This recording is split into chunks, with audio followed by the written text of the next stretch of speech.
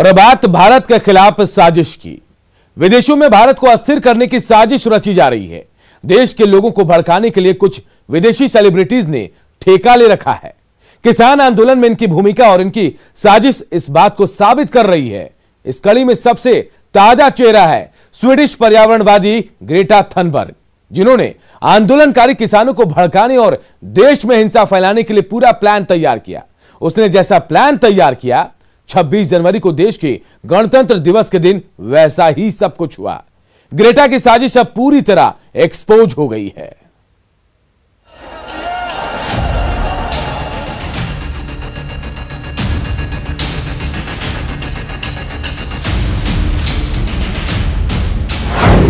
मेरे आंदोलन में तुम्हारा क्या काम? देसी आंदोलन में विदेशी एजेंडा, सोशल साजिश के खिलाफ दिल्ली पुलिस का डंडा, विदेशी साजिश का शिकार आंदोलन। दिल्ली से हजारों किलोमीटर दूर बैठे हैं, लेकिन भारत के खिलाफ साजिश गढ़ रहे हैं और ऐसे चेहरे लगातार बढ़ रहे हैं। रिहाना, मीना हैरिस, मिया खलीफा और अब ग्रेटा थनबर्ग। ये वो विदेशी शख्सियतें हैं जो न सिर्फ विदेशों में किसान आंदोलन की अलग जगा रहे हैं, बल्कि इसके नाम पर भारत के लोकतंत्र का मजाक भी उड़ा रहे हैं। इतना ही नहीं, ये लोग भारतीय कानून व्यवस्था को ठेंगा भी दिखा रहे हैं। अगर यकीन नहीं तो किसान आंदोलन के समर्थन में लिखे ग्रेटा थनबर्ग का ये ट्वीट देखिए। मैं अब भी किसानों के शांतिपूर्ण प्रदर्शन को समर्थन दे रही हूँ। किसी भी तरह की नफरत, धमकियां और मानवाधिकारों के हनन से इसमें कोई बदलाव नहीं होने वाला है। ग्रेटा थनबर्ग का ये ट्वीट दिल्ली पुलिस के उस कार्रवाई के बाद आया जिसमें दिल्ली पुलिस ने उस संस्थान के खिलाफ केस दर्ज किया है जिसने 26 जनवरी के दिन हुई हिंसा का प्लान बनाया था। दिल्ली पुलिस ने जो ऑथर्स हैं टूल किट के, उनके खिलाफ एक केस दर्ज किया है।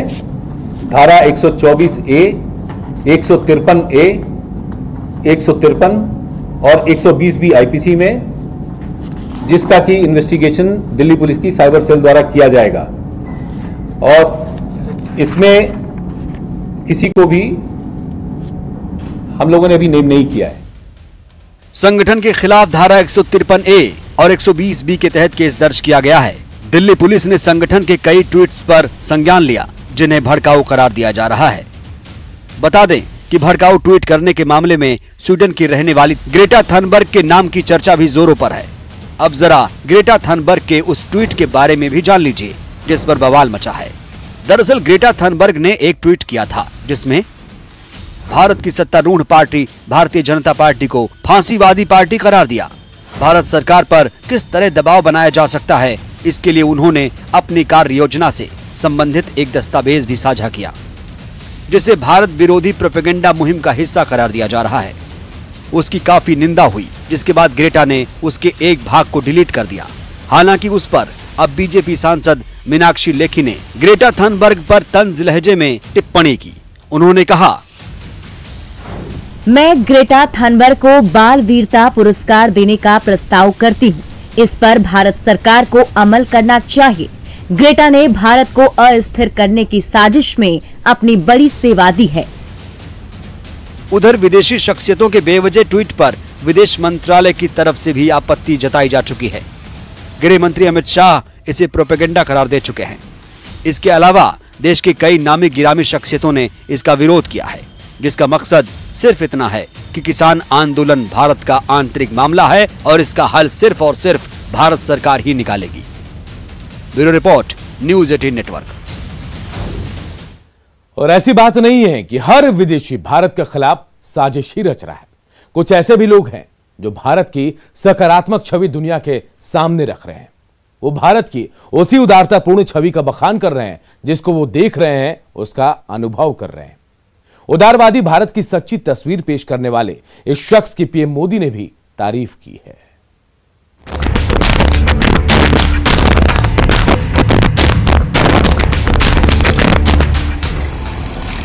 भारत के किसान आंदोलन को लेकर पॉप सिंगर रिहाना और पर्यावरण कार्यकर्ता ग्रेटा थनबर्ग के ट्वीट पर भले ही कुछ लोग केंद्र सरकार को कोस रहे हों, लेकिन इनसे अलग कुछ ऐसे भी हैं जो भारत की ईमानदारी और उदारपूर्ण छवि के कायल हैं और इस बात को डंके की चोट पर कह भी रहे हैं।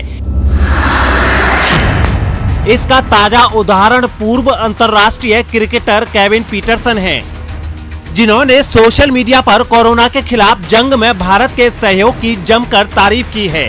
पीटरसन ने अपने ट्वीट पर लिखा है, भारत की उदारता और दयालुता दिन प्रतिदिन बढ़ रही है। इस देश से मुझे प्यार है।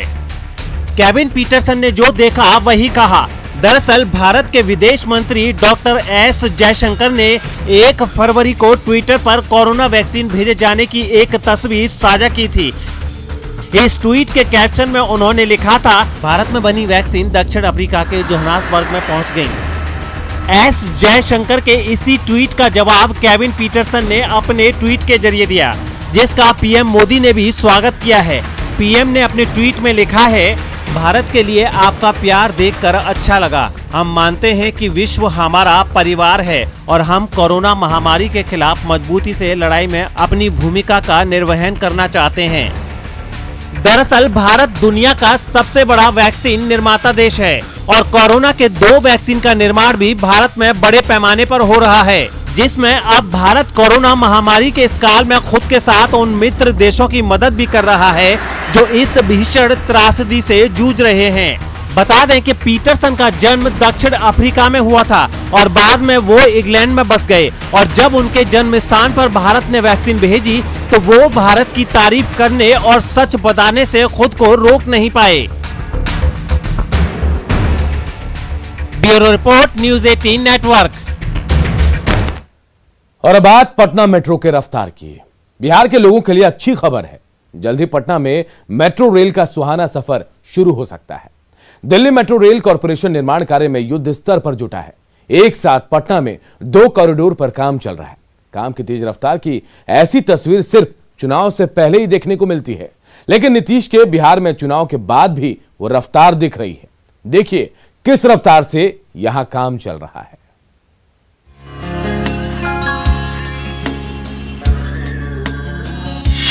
पटना मेट्रो का सपना होगा साकार। नए साल में काम को मिली रफ्तार। जल्द ही पटना में मेट्रो की अनाउंसमेंट आपको सुनने को मिलेगी, क्योंकि पटना के डेवलपमेंट का ब्लूप्रिंट तैयार है। शहर को आधुनिक बनाने की दिशा में जोर शोर से काम चल रहा है। जल्द ही पटना में मेट्रो रेल फर्राटा भरती हुई नजर आएगी। पटना वासियों को मेट्रो का बड़ा तोहफा जल्द मिल सकता है और इसका निर्माण काफी तेजी से चल रहा है। आपको बता दें कि 13,500 करोड़ की लागत से बनने वाले इस पटना मेट्रो रेल प्रोजेक्ट को काम जो है वो बिल्कुल युद्ध स्तर पर चलाया जा रहा है। दिल्ली की तर्ज पर पटना में मेट्रो का सफर सुहाना होने वाला है। दिल्ली मेट्रो कॉरपोरेशन को पटना मेट्रो के निर्माण का टेंडर दिया गया है। एक सपना था कि पटना के लोगों को मेट्रो मिले और ये मेट्रो मिलने के लिए तो जो दिल्ली मेट्रो रेल है वो जिस ढंग से काम करती है, अपने तय समय से पहले काम के लिए जो है वो दिल्ली मेट्रो जो है वो जानी जाती है। तो एक ढंग से कहे कि यहाँ पे जो काम है वो पूरे युद्ध स्तर पर लगा हुआ है। DMRC युद्ध स्तर पर काम में जुटा है। ऐसे में पटना में मेट्रो की रफ्तार जल्द ही देखने को मिल सकती है। ये भी जान लीजिए कि कहां-कहां से पटना मेट्रो गुजरेगी। तस्वीरों के जरिए हम आपको दिखाएंगे कि ये जो मेट्रो है वो कहां से कहां तक चल करके जाएगी और किन किन रास्तों से होकर के मेट्रो गुजरेगी। आपको सबसे पहले आपको बता दूं कि मेट्रो के 2 कॉरिडोर होंगे। जो पहला कॉरिडोर है वो दानापुर से मीठापुर तक होगा, जो 16.94 किलोमीटर का, जबकि दूसरा कॉरिडोर नॉर्थ साउथ कॉरिडोर है जो 14.45 किलोमीटर का होगा। और पटना जंक्शन के बाद जो नॉर्थ साउथ जो कॉरिडोर शुरू होता है वहाँ से सीधा ये आकाशवाणी की तरफ मेट्रो जाएगी। आकाशवाणी के बाद गांधी मैदान, PMCH, उसके बाद पटना यूनिवर्सिटी जो है वो एक स्टेशन होगा। पटना यूनिवर्सिटी के पास वहाँ से गोल घूमता हुआ प्रेमचंद जो गोलंबर है वहाँ पे एक मेट्रो स्टेशन बनेगा।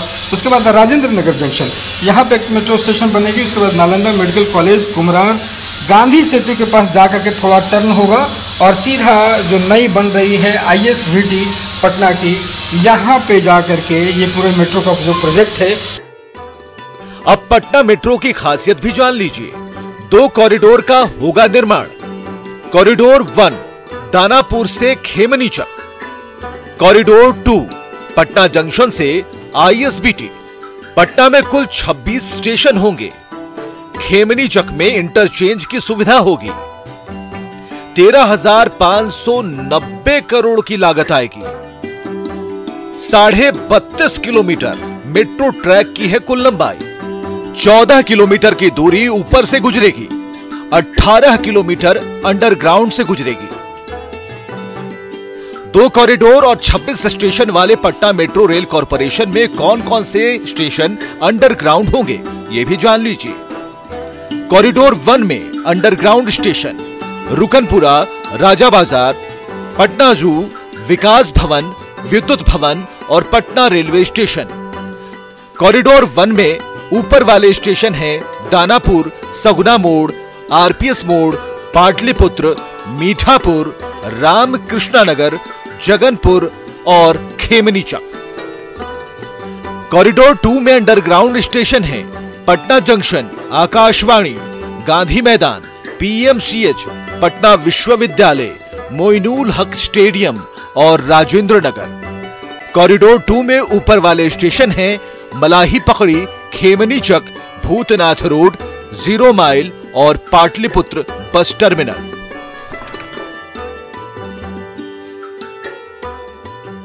अभी हम पहुंचे एक रामकृष्णा नगर में, और रामकृष्णा नगर में दिखाते हैं कि पटना मेट्रो के जो काम है वो किस रफ्तार से, कितने बढ़िया से चल रहे हैं। वो दिन दूर नहीं कि जल्द ही पटना मेट्रो बन करके तैयार होगा और लोग पटना मेट्रो का सफर कर सकेंगे और इसका लुत्फ उठा सकेंगे। कैमरा पर्सन अजय दुबे के साथ Ravi S Narayan, news 18 Patna.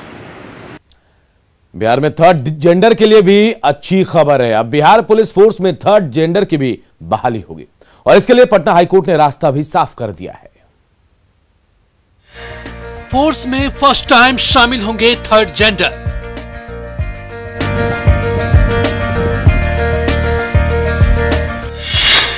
Bihar police की ताकत बनेंगे थर्ड जेंडर।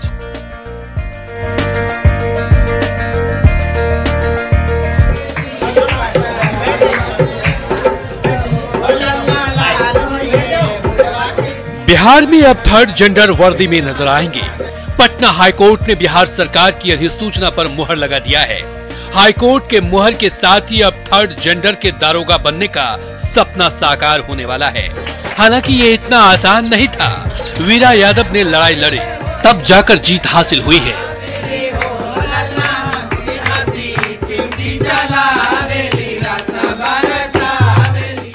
हमारे साथ मौजूद हैं वो वीरा यादव जिन्होंने संघर्ष की, अपने समाज के लिए जो है लड़ाई लड़ा।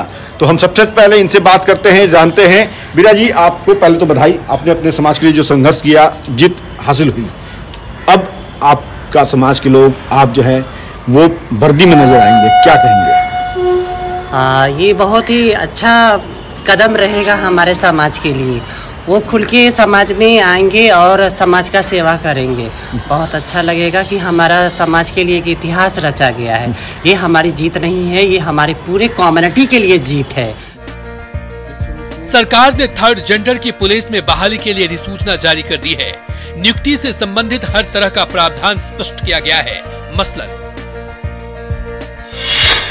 प्रत्येक 500 पदों पर एक पद थर्ड जेंडर के लिए आरक्षित होगा। नियुक्ति विज्ञापन में आरक्षण का जिक्र स्पष्ट रूप से होगा।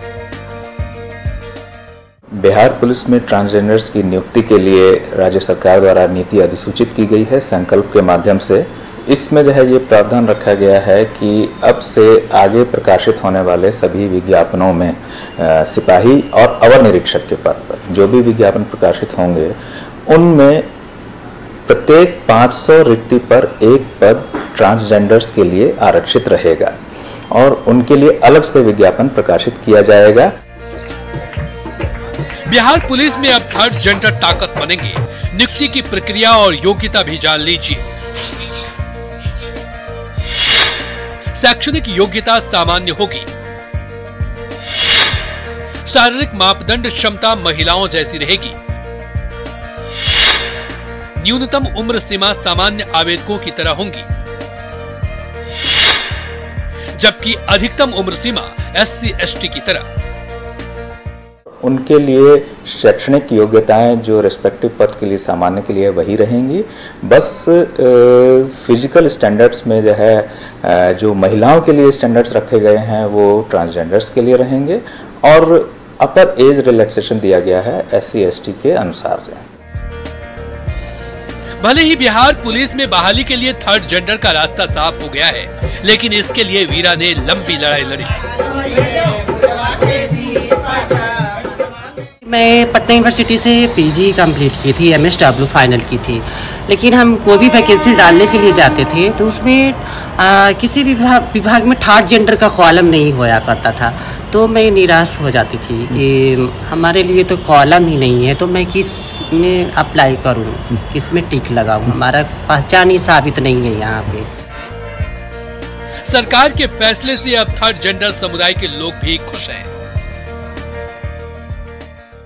बात से बहुत सहमत और खुश हूँ कि हमारी भी एक ट्रांस बहना आज वर्दी में हमारे समाज के रखवाला के रूप में खड़े होंगे, कदम से कदम मिला करके लोगों के सामने आएंगे कि नहीं हम भी कुछ समाज के लिए कर सकती है। बहुत ही खुशी की बात है कि आज बिहार सरकार ने, माननीय हमारे मुख्यमंत्री नीतीश कुमार जी ने ये घोषणा की है कि सभी किन्नरों को भी ये मौका दिया जाएगा कि वो भी बिहार पुलिस में अपनी योग्यता को दिखा सकेंगे। तो ये बहुत ही खुशी की बात है, बहुत उल्लास की बात है कि हमारा किन्नर समुदाय भी आज पुरुष महिला के साथ चलेगा। जल्द ही third gender Bihar police force में शामिल होंगे। 2011 की जनगणना को आरक्षण का आधार बनाया गया है। अमित कुमार, न्यूज़ 18 पटना।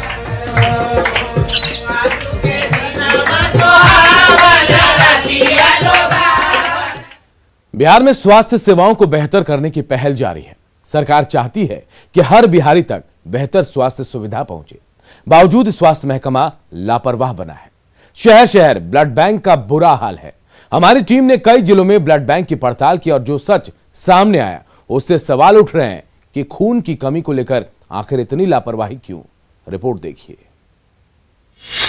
क्या आपके शहर में ब्लड बैंक है? क्या ब्लड बैंक की कमी से आपका भी खून खौलता है? लाइफलाइन को लेकर शहर शहर लापरवाही क्यों? बिहार में शहर शहर खून की कमी से मरीज परेशान है। आए दिन मरीज और उनके परिजन को ब्लड के लिए जूझना पड़ता है। तो सवाल उठता है कि आखिर लाइफलाइन को लेकर शहर शहर इतनी लापरवाही क्यों बढ़ती जा रही है। हमारी टीम ने बिहार के कई जिलों में ब्लड बैंक के खस्ता हाल का जायजा लिया। हमारी टीम ने अररिया में खून की कमी की पड़ताल की। पता चला सदर अस्पताल में ब्लड स्टोरेज सेंटर तो है, लेकिन ब्लड बैंक नहीं है, जिससे अररिया के लोगों को पूर्णिया पर निर्भर रहना पड़ता है। वहीं बांका में भी ब्लड बैंक का बुरा हाल है। यहाँ के लोगों को भागलपुर के भरोसे रहना पड़ता है। कुछ लोग हैं जिनसे बात करना चाहते हैं कि ब्लड बैंक नहीं रहने से क्या क्या परेशानी होती है। मेरे साथ एक मरीज के परिजन है। अच्छा बताइए, ब्लड बैंक को लेकर बांका में आपकी क्या जानकारी और क्या परेशानी होती है? ब्लड बैंक का यहाँ व्यवस्था किया जा रहा है, उसका प्राइमरी जो प्रक्रिया है वह पूरा किया गया है। डॉक्टर का भी यहाँ व्यवस्था है, टेक्नीशियन का भी व्यवस्था है, लेकिन वह चालू अवस्था में है नहीं, जिसके कारण मरीज को परेशानी होती है, जिसके कारण यहाँ से बाहर रिफ़र करना पड़ता है मरीज को। ब्लड बैंक बांका जिला में सही में ब्लड बैंक काफ़ी दिनों से नहीं है। इसके लिए हम लोग काफ़ी दिनों से प्रयासरत थे। सरकार के द्वारा इस बार जो है इसमें 4 प्रक्रिया होती है: इंफ्रास्ट्रक्चर, डॉक्टर, टेक्नीशियन और लाइसेंस की प्रक्रिया। तो 3 प्रक्रिया मेरी पूरी हो चुकी है। इंफ्रास्ट्रक्चर पूरा हो चुका है, टेक्नीशियन उपलब्ध हैं, डॉक्टर भी इनकी पोस्टिंग हो चुकी है जो अपना यहाँ पर कार्यरत हैं, और अब लाइसेंस की प्रक्रिया हम लोग प्रारंभ कर दी है। शिवहर में तो लंबे अरसे से ब्लड बैंक में ताला लटका हुआ है। अब यहाँ के नौजवान हस्ताक्षर अभियान चला रहे हैं ताकि ब्लड की कमी से शहर के मरीजों को जूझना ना पड़े। शिवहर सदर अस्पताल का यह ब्लड बैंक है जो पिछले लंबे अरसे से बंद पड़ा है। और आपको एक तस्वीर दिखाने की कोशिश करता हूं कि शिवहर बिहार का पिछड़े जिले के रूप में अपनी पहचान रखता है। और आप देख सकते हैं यहां कई तरह के बुनियादी सहूलियतों का अभाव है, जिसके चलते लोगों को काफी परेशानियों का सामना करना पड़ता है। आप तस्वीर देख सकते हैं, शिवहर का यह ब्लड बैंक है जिसमें ताला लगा हुआ है। जो रक्त संग्रह केंद्र का यह कमरा है और आप इस कमरे की स्थिति देख सकते हैं, पिछले लंबे अरसे से इस कमरे में ताला लगा हुआ है और यहाँ ब्लड बैंक की सुविधा नहीं है। पूरे युवा मिलकर के हम लोग एक हस्ताक्षर अभियान चला रहे हैं, जिसमें मांग किया जा रहा है कि जल्द से जल्द यहाँ पे ब्लड बैंक का जो सुविधा दिया जाए लोगों को। शिवहर के विभिन्न प्रखंडों में हम लोग जाकर ये हस्ताक्षर अभियान चला रहे हैं और लगभग 1 लाख हस्ताक्षर लोगों का करवाकर इसको स्वास्थ्य सचिव को सौंपना है। अरवल में तो सारी सुविधाएं मौजूद है, बावजूद ब्लड बैंक का फायदा मरीजों को नहीं मिलता। यहाँ के मरीजों को खून के लिए जहानाबाद तक दौड़ना पड़ता है। जहानाबाद से जो जैसे हम लोग कल कलेक्शन करवाए हैं यहाँ पे, तो कुछ यूनिट जो हुआ है तो जहानाबाद लेके चले गए, वहाँ स्टोरेज में रखा जाता है और अगर ज़रूरत होती है तो वहाँ से मंगवाया जाता है। और यदि किसी को बहुत एक्यूट ज़रूरत है तो फिर उसको तो रेफर ही करना पड़ता है उस तरह से। अरवल जिले का सबसे बड़े सदर अस्पताल, जहाँ पर ब्लड बैंक की व्यवस्था अब तक नहीं हुई है। हम यहाँ दिखाना चाहेंगे, ये बेड बना हुआ है यहाँ पे और सारे सामग्री जो है उपलब्ध करा दी गई। सरकार के लाखों रुपए खर्च कर दिए गए हैं, लेकिन सुविधा लगभग इसे नहीं मिल पाती है। स्वास्थ्य सेवाओं को लेकर भले ही सरकार गंभीर हो, लेकिन स्वास्थ्य महकमे की लापरवाही से मरीज पूरे सूबे में परेशान हैं। अररिया से सतीश के साथ बांका से नागेंद्र, शिवहर से राकेश रंजन और अरवल से अनिरुद्ध की रिपोर्ट। और न्यूज़ 18 स्पेशल में इतना ही। आगे देखिए अपना बिहार।